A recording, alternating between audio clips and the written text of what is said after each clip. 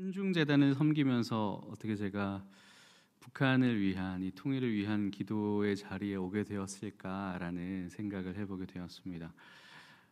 분명히 저도 전에는 이 모임에 우선순위를 많이 두지 못했던 것 같습니다. 그런데 올해 제가 사가에서 복음통일 아카데미를 들으면서, 그리고 특이하게도 저희 한중재단에서 단기 선교를 몽골로 가게 되었는데, 몽골에서 몽골 주빌리에서 말씀을 나누면서 하나님께서 제게 주시는 참 많은 메시지들이 있었습니다.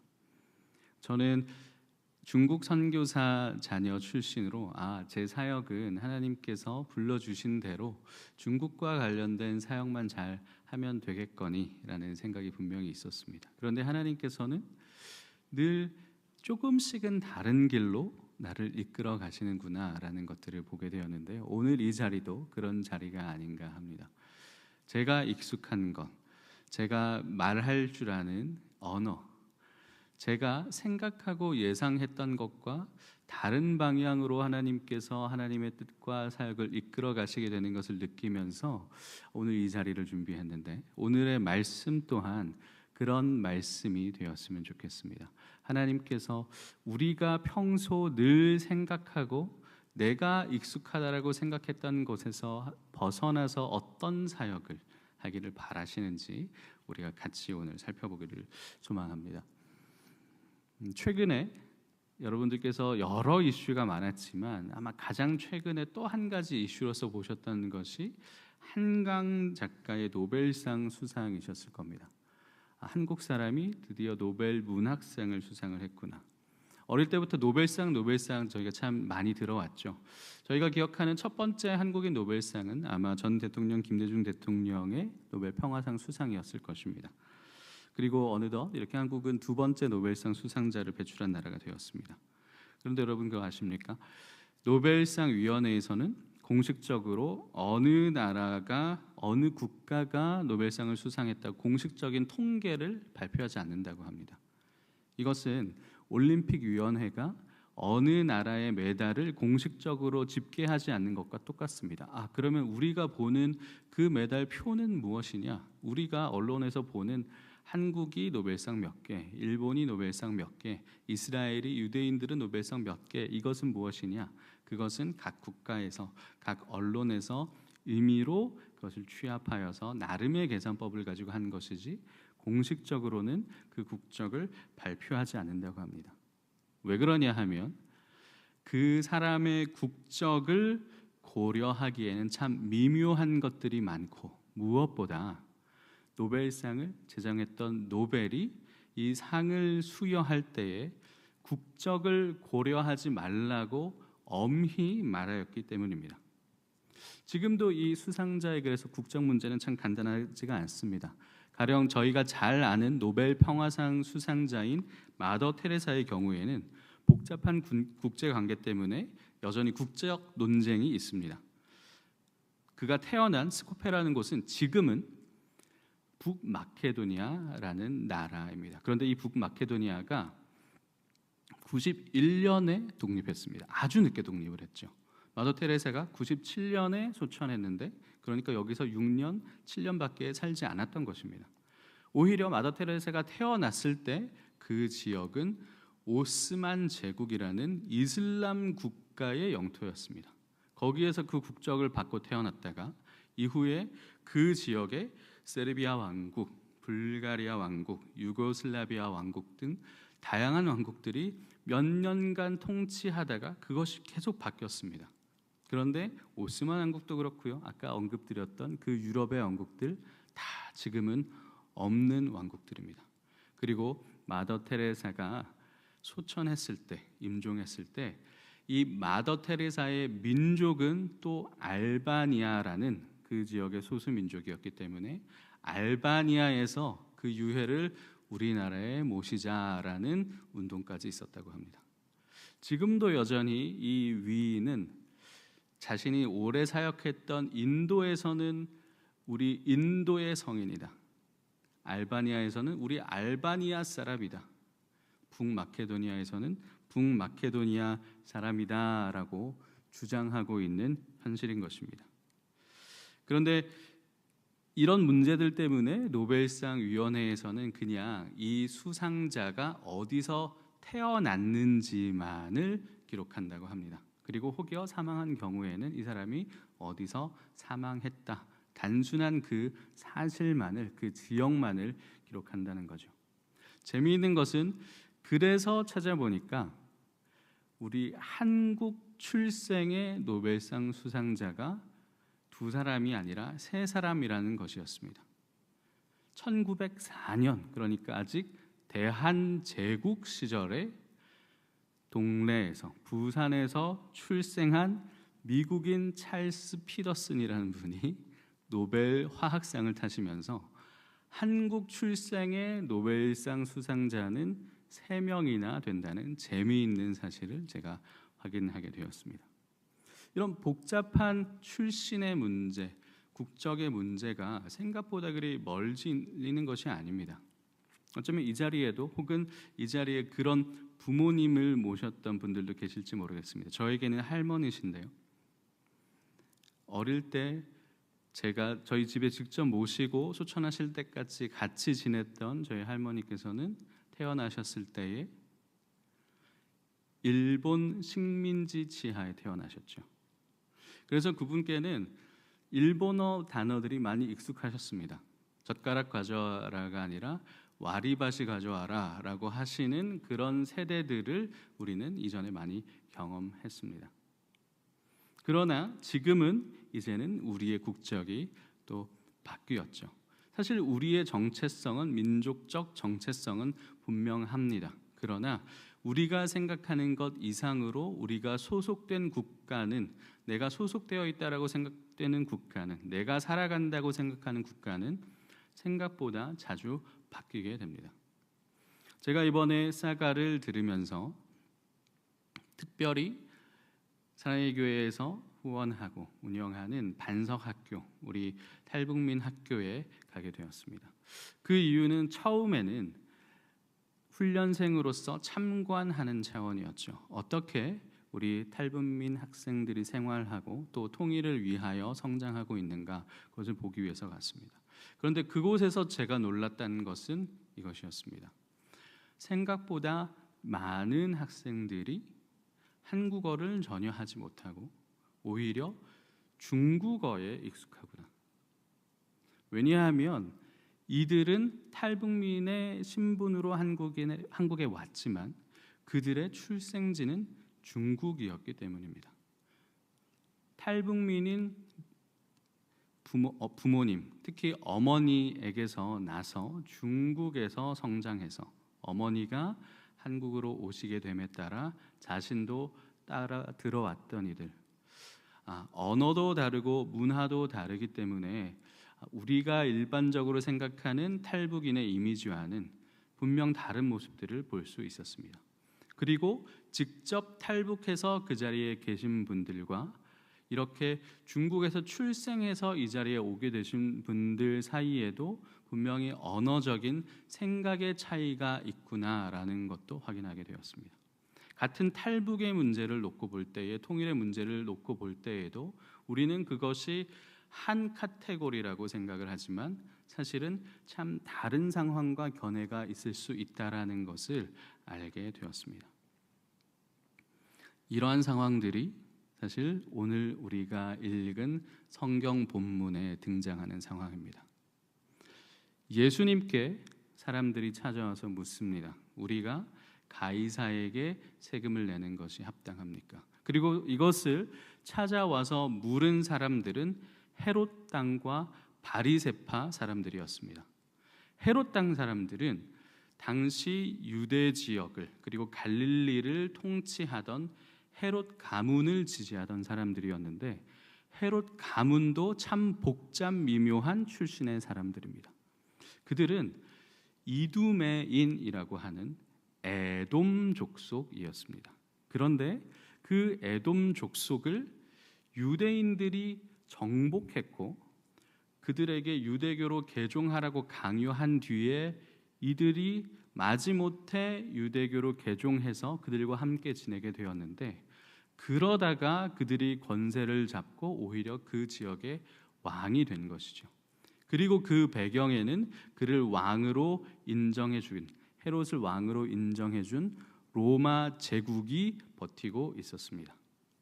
반대로 바리새파 사람들은 우리가 잘 알다시피, 성경에서 훨씬 자주 접하다시피 유대의 민족적 전통을 지키자, 성경을 지키자, 율법을 지키자라고 하는 훨씬 더 보수적인 사고를 가진 사람들이었습니다.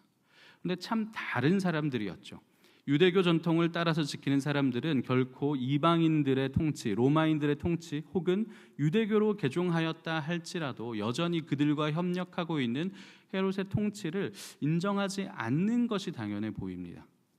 반대로 이 헤롯 땅의 사람들은 그 통치를 더 견고하게 하기 위해서 예수님께 당연히 로마에 세금을 내야 되지 않느냐라고 질문해야 될 것처럼 이들은 서로 다른 견해를 가진 사람들일 것처럼 보입니다. 그런데 그들이 같이 결탁해서 예수님을 찾아오게 된 것이죠. 예수님께서 이 대답을 하셔야 하는 상황은 단지 이 두 사람들이 예수님을 공격하는 갑작스러운 상황을 예수님이 지혜롭게 대답해서 넘기신 차원이 아니라 사실은 예수님께서 평생에 고민하셨고 평생에 경험해 오셨던, 직면하셨던 문제와 관련이 있습니다. 아까 목사님께서 소개해 주시면서 말씀하신 것처럼 우리는 오늘 성탄을 앞두고 있습니다. 성탄 때, 예수님이 태어나실 때에부터 예수님께서는 이미 이 로마 제국의 통치 아래서 로마 제국의 일원으로 태어나셨었습니다. 우리가 말씀을 잠깐 보도록 하겠습니다. 누가복음 2장의 말씀입니다. 같이 읽어보도록 하겠습니다. 누가복음 2장 1절입니다. 그때에 가이사 아구스도가 영을 내려 천하로 다 호적하라 하였으니, 우리 앞에 자막에 있습니다.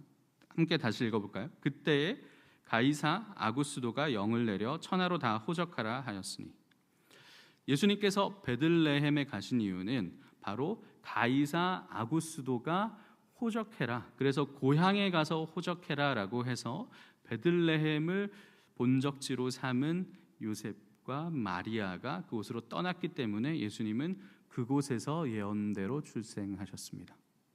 예수님께서 예언을 성취하시고 태어나시던 당시에는 가이사 아구스도, 바로 로마 황제의 명령이 배경에 있었던 것입니다. 그리고 이것에 따라서 예수님이 베들레헴에 가셔서 출생을 하셨다면 당연히 그곳에서 예수님과 가족들은 호적을 하셨겠죠. 어디로 호적하셨을까요? 어떤 나라에 호적을 하셨을까요? 황제 가이사 아우구스도의 제국, 그 제국의 속주 식민지인 유대 지역 베들레헴의 예수라고 호적이 되셨을 것입니다. 예수님은 태어나실 때부터 사실은 황제의 신민 중 한 사람이라는 그런 정체성을 한켠에 가지고 이 땅에 오시게 된 것입니다. 그것이 예수님이 원하셨든 원하시지 않으셨든 그런 상황으로 이 땅에 오시게 되었던 것이죠. 단지 예수님의 탄생 때만 그러했던 것이 아닙니다. 우리가 잘 아는 예수님이 대부분의 성장기를 30살에 시작하신 공생애를 시작하기 전에 대부분의 기간을 보내셨던 곳, 바로 나사렛. 나사렛은 정말로 로마의 세력권 아래에 가까이에 있는 도시였습니다. 성경에서는 언급되지 않지만 사실 나사렛에서 4km에서 6km 정도 떨어져 있는, 정말 걸어서 1시간 정도면 갈 수 있는 바로 옆 동네에는 당시 이 갈릴리 지역에서 가장 큰 도시인 세포리스라는 도시가 있었습니다. 이곳은 로마 도시로 헤롯 왕이 그곳에서 세금을 걷고 로마 병정들과 함께 주둔하면서 통치하던 곳이었고요. 한때 이 통치에 반발해서 갈릴리 사람들이 여기에서 반기를 일으켰는데 그것이 예수님께서 유년기에 경험하셨던 일입니다. 그래서 1세기의 유대인 역사가 요세푸스는 이렇게 기록을 했습니다. 이 반기를 든 사람들이 로마 군단에 의해서 처형을 당했는데 처형을 당해 십자가에 못 박혀 죽은 사람이 2,000명이나 되었다. 예수님께서는 자신의 유년기에 자신이 사시던 동네에서 1시간도 떨어지지 않은 곳에 2,000명이 로마의 반기를 들었다가 자기 고향 갈릴리 사람들이 잔인하게 처형당한 것을 혹은 목도하셨거나 어린 나이에 부모가 보지 못하게 했더라도 분명히 그 소문을, 그 소식을 어릴 때부터 듣고 자라셨던 것입니다. 더군다나 예수님께서 사시던 이 나사렛에서 서남쪽으로 40km만 가면 있는 곳에 헤롯 왕이 가이사랴라는 도시를 건설합니다.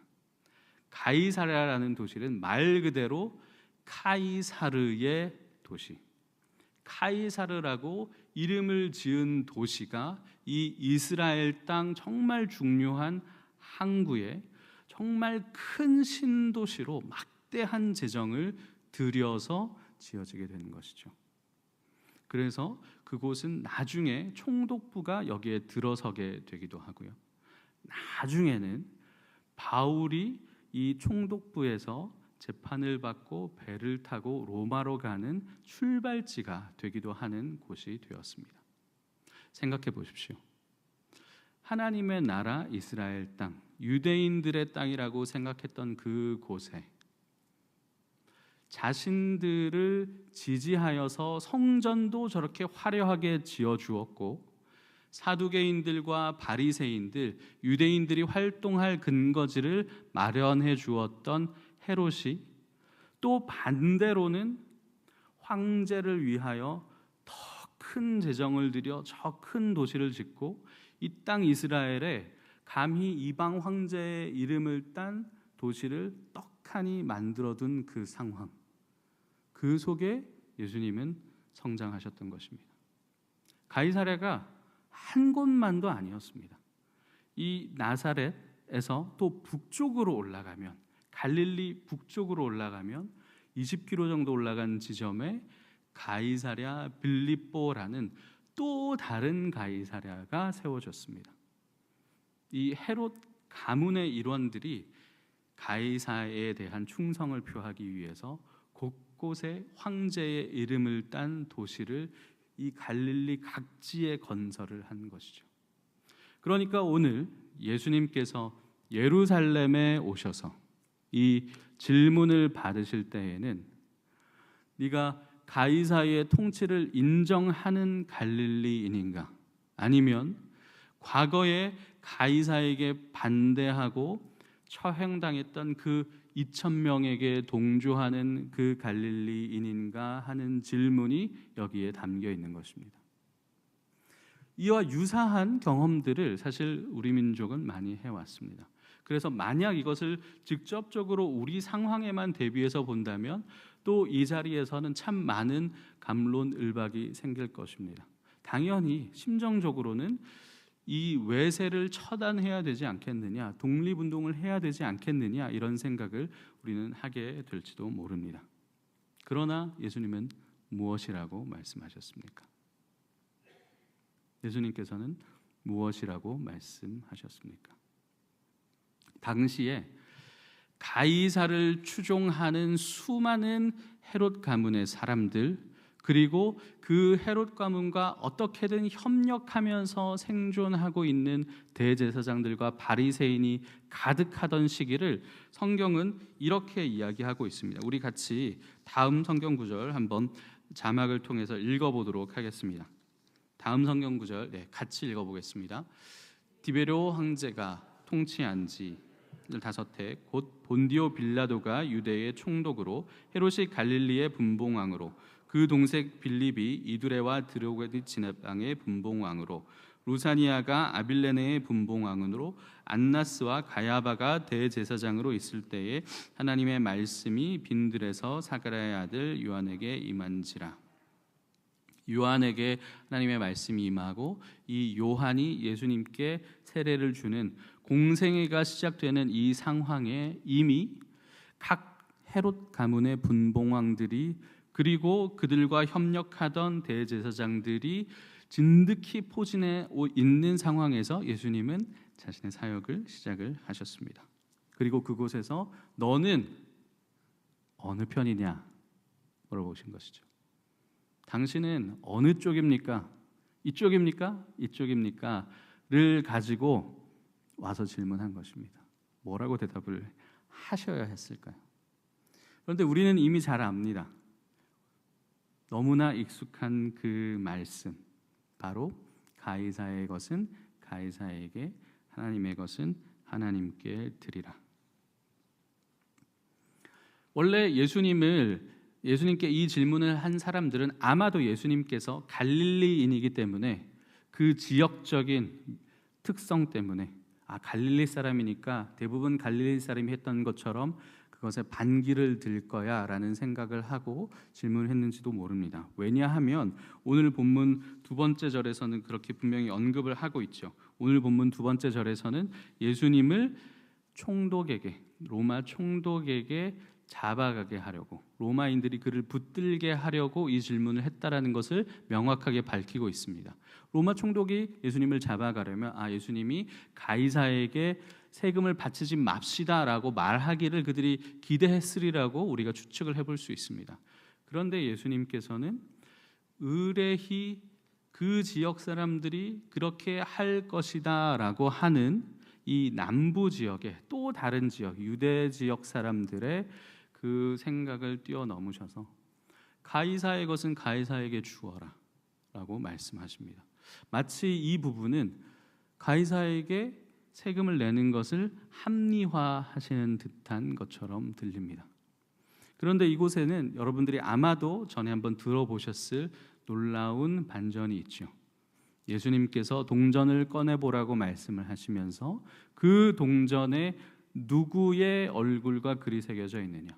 왜냐하면 그 동전에는 마치 가이사랴라는 이스라엘 땅이, 원래 이 이스라엘 사람들은 이곳이 하나님의 땅이어야 하는데 가이사랴의 이름이 붙고 가이사랴의 통치권이 확실시 된 땅이 그곳에 있는 것처럼 이들의 지금의 삶에는 가이사의 얼굴이, 그리고 이 가이사가 그러니까 모든 주권을 가진 통치자라고 고백한 이 문구가 이 동전에 새겨져 있었습니다.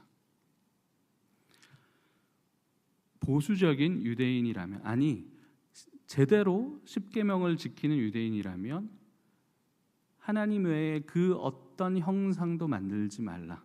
왜냐하면 그것이 우상 숭배가 될 수 있다라고 해석할 수 있기 때문에 보수적인 바리새인들이라면 당연히 소지하지 말았어야 할 이 동전이 그곳에 나왔기 때문에 예수님께서는 이것은 누가 봐도 이방인의 것인데 이것은 그들에게 돌려야 하지 않겠느냐 이렇게 말씀하신 것이죠. 그런데 우리가 기억해야 할 것은 예수님께서는 그런 바리새인들을 책망하면서 이 말씀을 하시지 않았다는 것입니다. 가이사의 것을 가이사에게 돌려라 라고 말씀하실 때에 너희는 왜 이런 행동을 하느냐라고 책망하지 않으시고 그저 가이사의 것은 가이사에게 주어라, 상당히 무심한 듯이 표현을 하시고 오히려 더 중요한 말씀, 오늘 제가 여러분과 꼭 나누고자 하는 말씀, 하나님의 것을 하나님께 드리라라는 말씀을 한 것입니다. 분명히 예수님이 지금 직면하신 모든 현실은 가이사가 주라고 온갖 곳에서 소리를 내고 있습니다. 그 지역을 통치하는 헤롯 왕도 가이사의 권세에 철저히 복종해서 가이사의 이름을 딴 것들이 너무나 많이 보이고 사람들 주머니에는 가이사의 화폐가 가득합니다. 어디를 봐도 가이사의 것이죠. 그럼 여기에서 하나님의 것은 무엇일까? 하나님의 것을 어떻게 드려야 할까? 먼저는 우리 각 사람이 하나님의 형상대로 지음받은 사람이기 때문에 우리 자신을 하나님께 드려라, 너희를 하나님께 드려라 라는 이미 율법대로 행하지 않고 그저 예수님을 시기하는 이들에게 그 말씀을 되새기신 그 따스한 예수님의 말씀의 출발이기도 합니다. 그러나 제가 한 가지 더 묵상하며 여러분께 나누고 선포하고 싶었던 것은, 가이사에게 것을 가이사에게 드릴 때에 지금 가이사는 이 주변 모든 것을 내 것이라고 선포했는데, 그러면 하나님의 것은 어디 남아 있는가? 지금 이 자리에 있는 유대인만 하나님의 것인가? 저는 이후에 예수님과 제자들이 보였던 행보에서 감히 예수님께서는 이 가이사조차도 하나님의 것임을 선포하셨다고 믿습니다. 이런 이야기가 있습니다. 그 아파트에 화재 경보가 울렸습니다. 그래서 사람들이 막 대피해서 나오는데, 막 정신없는 와중에 어떤 사람이 나왔다가 뭘 챙겨야 되지 하고 들어갔다가 아무것도 안 챙기고 나온 겁니다. 그러니까 아내가 중요한 걸 챙겼어야지 라고 말할 때, 내 모든 것이 여기 있는데 내가 뭘 더 챙기랴 라고 말하면서 큰 점수를 얻었다는 이야기를 전 들어본 적이 있습니다. 만약에 당시 사람들이 가이사가 이 모든 것의 주인이라고 생각했다 할지라도, 그 가이사, 모든 인간을 지으신 하나님께서 가이사의 주인이 아니셨겠습니까?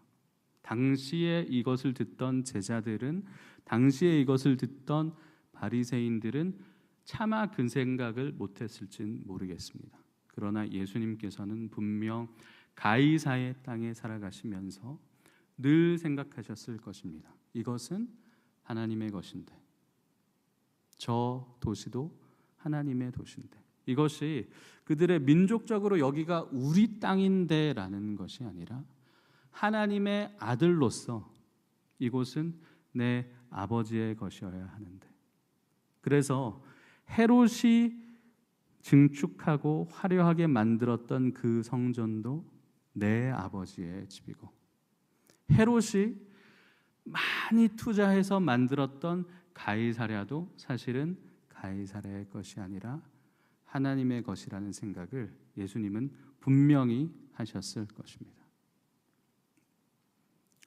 그것이 오늘 계속해서 변화해야 할 이 땅의 국적을 혹은 정체성을 가진 우리에게 예수님께서 주시는 메시지라고 저는 생각합니다.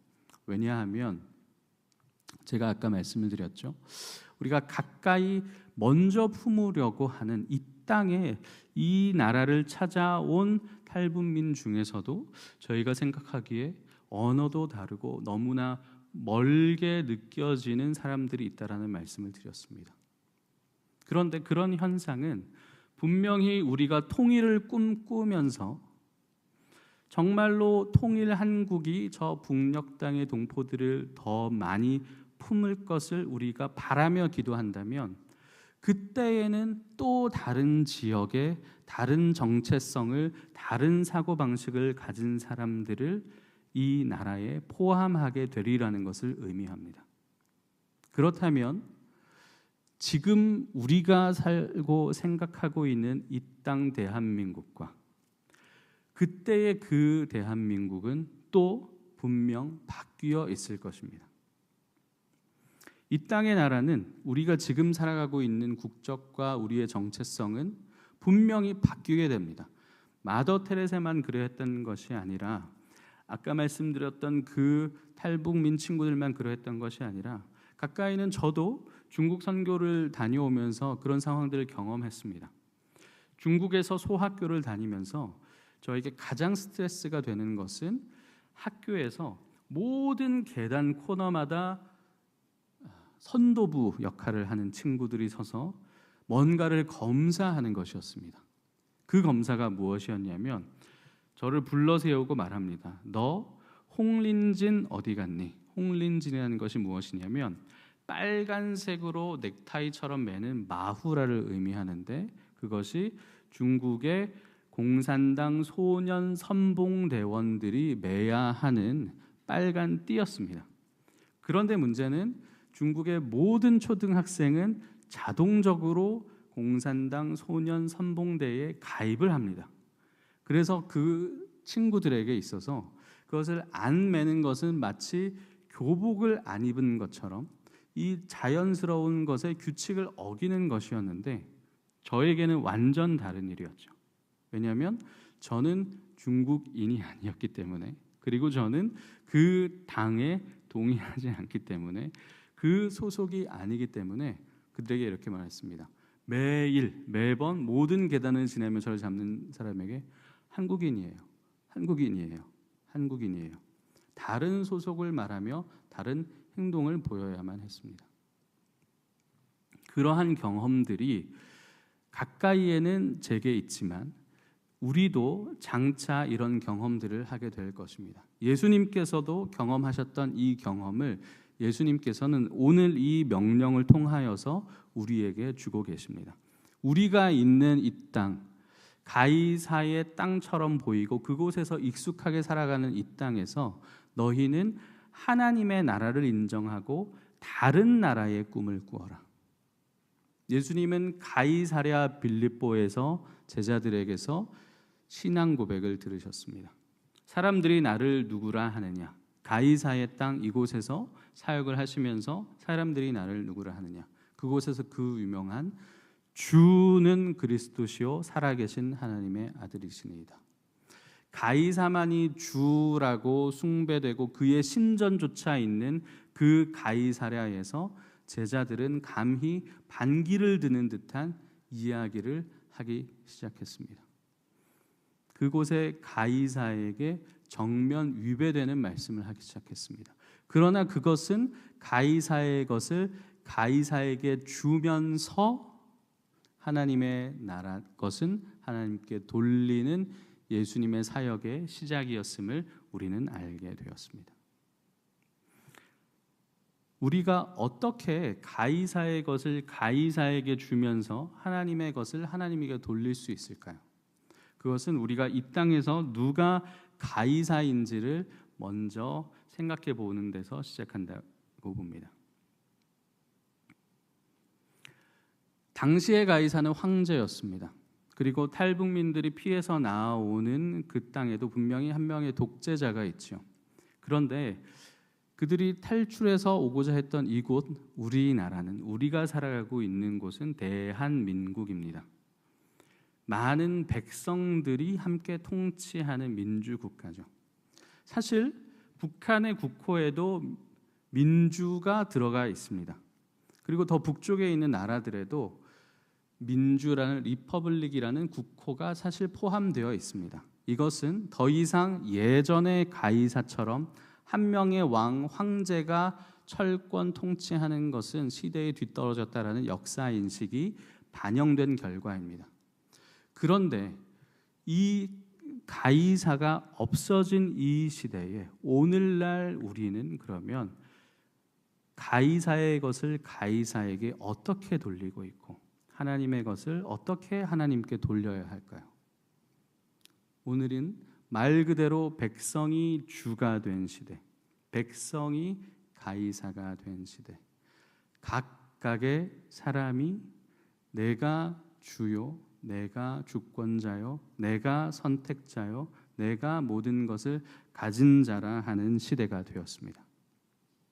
더 이상 나라에서 무엇을 믿어라 믿지 말아야 한다라고 말하여서 그것을 받아들이는 시대는 지났습니다.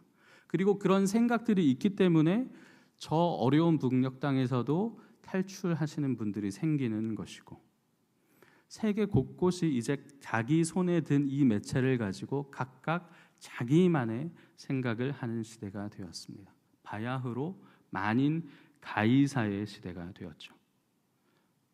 이럴 때에 우리 자신을 돌아보길 바랍니다.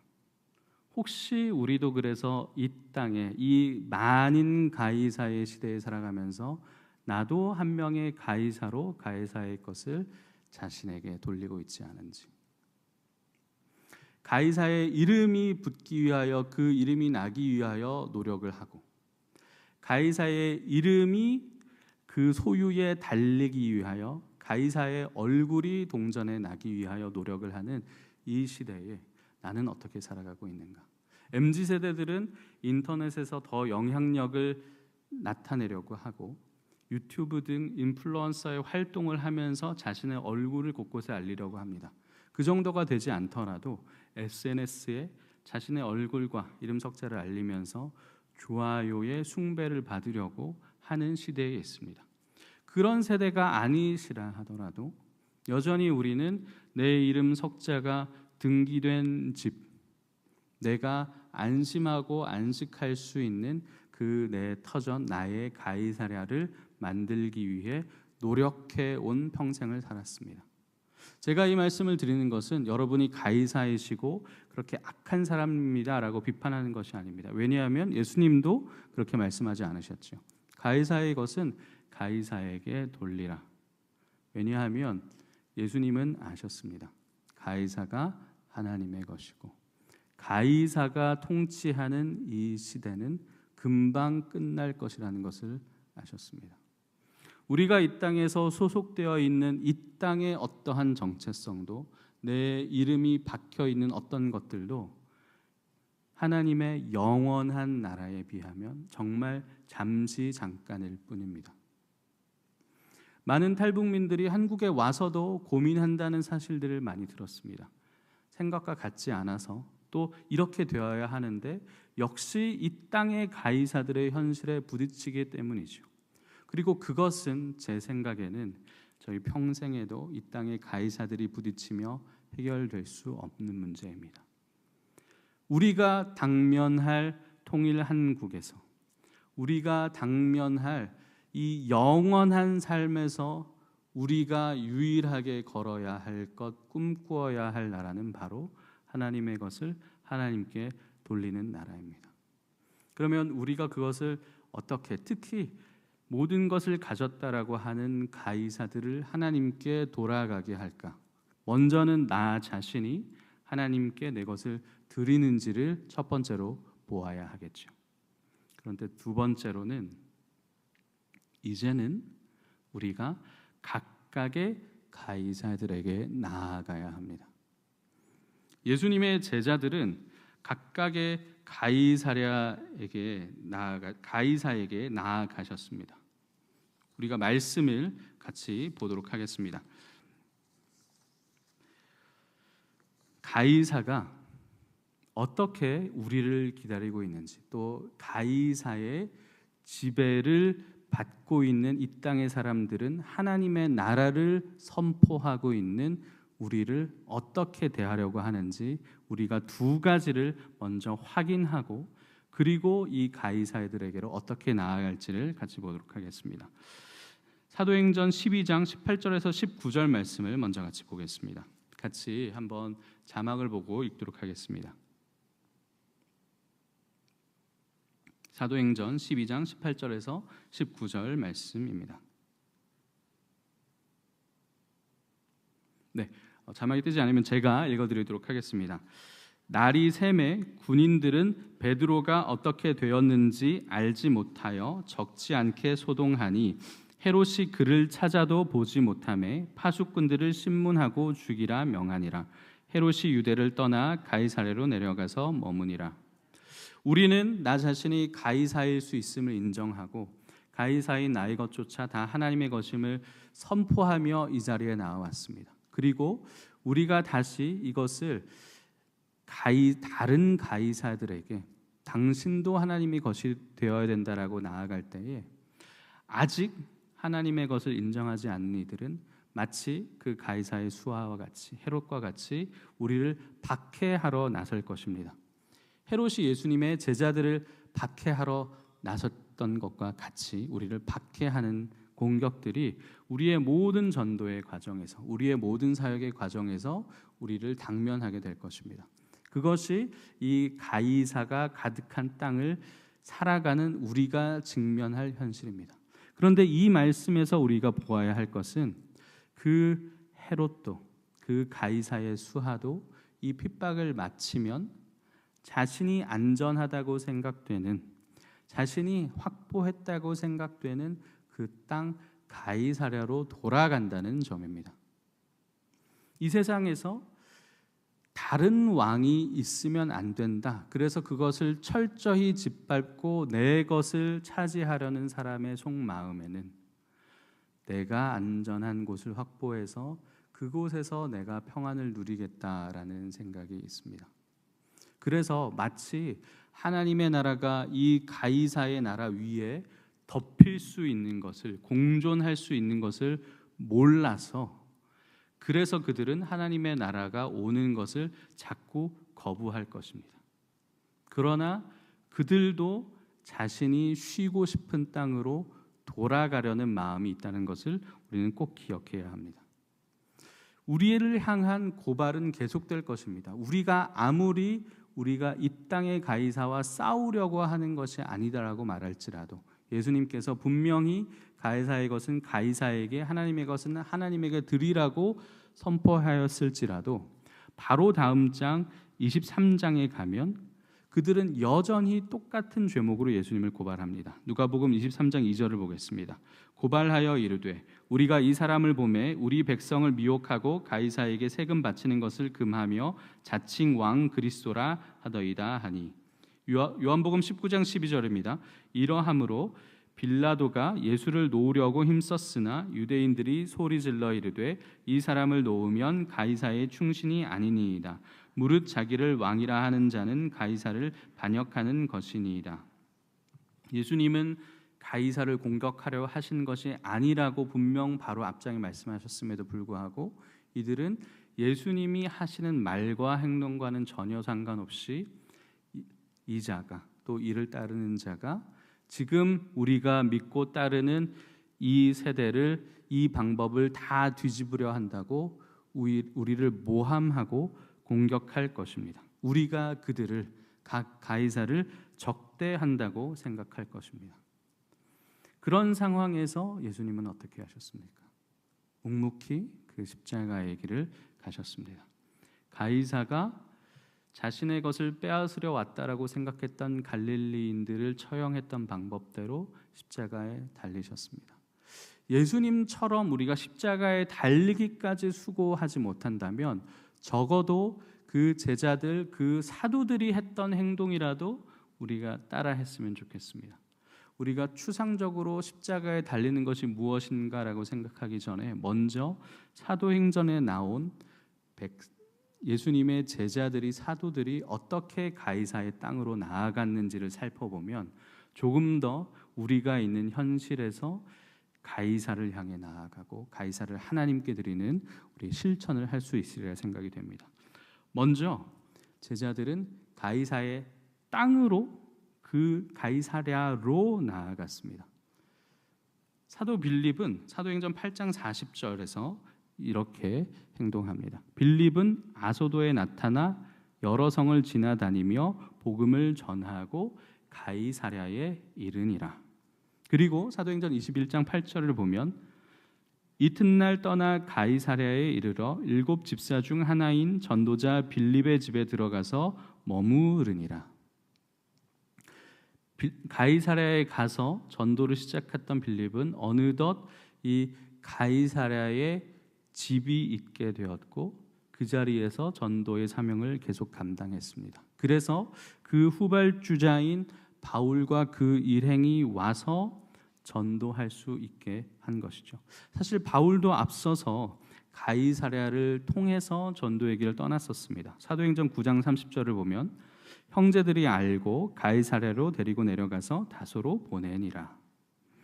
그리고 사도행전 10장 24절을 보면 또 베드로는 이렇게 행동합니다. 잘 아시죠? 이튿날 가이사랴에 들어가니 고넬료가 그의 친척과 가까운 친구들을 모아 기다리더니, 로마 도시 가이사랴에 백부장이, 로마군이 주둔하는 곳에 예수님의 제자들은 그 가이사랴를 하나님께 드리기 위하여, 가이사랴에 있는 사람들을 하나님께 드리기 위하여 들어갔습니다.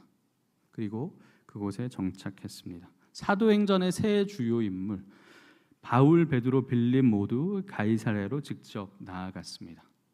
가이사의 이름이 붙은 그 땅으로 우리 성도들이 이 교회 안에만 있지 아니하고 그 삶의 현장으로 적극 나아가기를 소망합니다. 다행히도 이제 모두가 가이사의 시대를 살고 있을 때 우리와 접점이 닿는, 우리와 같은 가이사리아를 공유하는 가이사들이 있을 것입니다. 우리의 직장 동료일 수도 있고요, 믿지 않는 우리의 가족들일 수도 있습니다. 우리의 친구일 수도 있습니다. 이곳이 다 나의 것이라고 생각하고 믿는 자들, 다른 믿는 자들은 핍박하고 그곳에 와서 안식하고 있는 우리와 가까운 이들에게 내가 들어갈 수 있는 그 가이사랴에 우리가 가서 그곳에서 우리가 주님의 말씀을 온전히 전하기를 소망합니다. 그리고 우리가 이렇게 가이사랴를 향해서, 삶의 터전을 향해서 나아가는 것을 주저하지 않으면 그곳이 어느 날 정말로 로마 황제 가이사를 대면하게 될 그 출발점인 전초 기지가 될 것입니다.